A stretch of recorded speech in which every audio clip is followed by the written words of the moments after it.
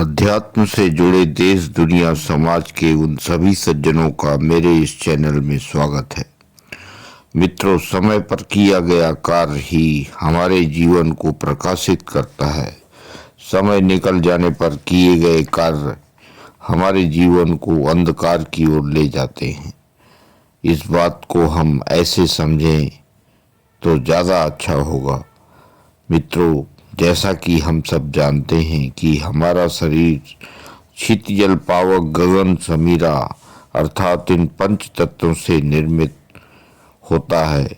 इस शरीर में भी प्रकृति के वे सारे गुण विद्यमान हैं जो प्रकृति में हैं, अर्थात हमारा शरीर इसी प्राकृतिक संपदा से निर्मित है।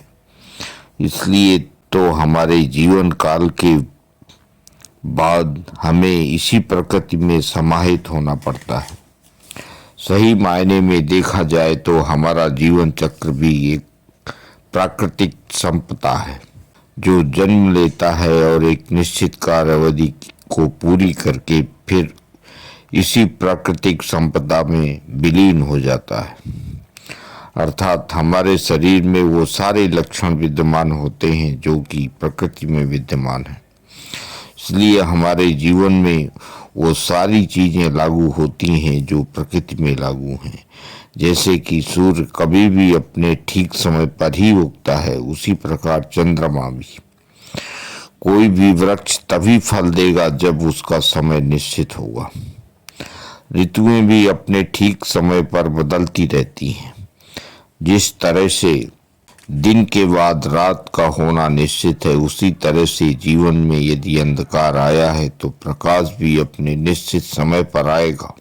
यदि हम प्रकृति के इन इशारों को समझें तो प्रकृति भी हमें यही इशारा करती है कि सही समय पर किया गया कार्य ही सही परिणाम देता है।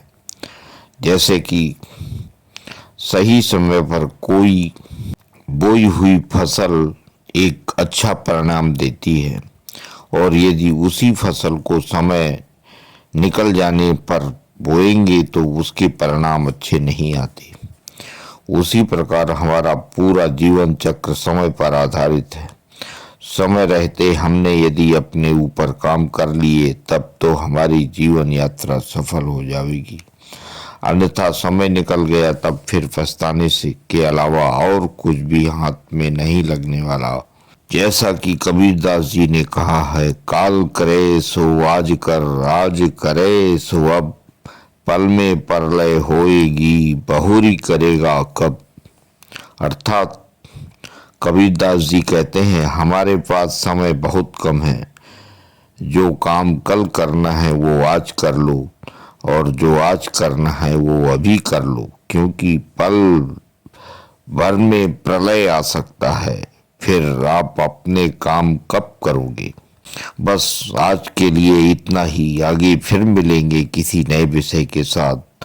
और अब अंत में मेरे इस चैनल को लाइक, सब्सक्राइब और शेयर करने के लिए मेरी तरफ से आप सभी को बहुत बहुत धन्यवाद।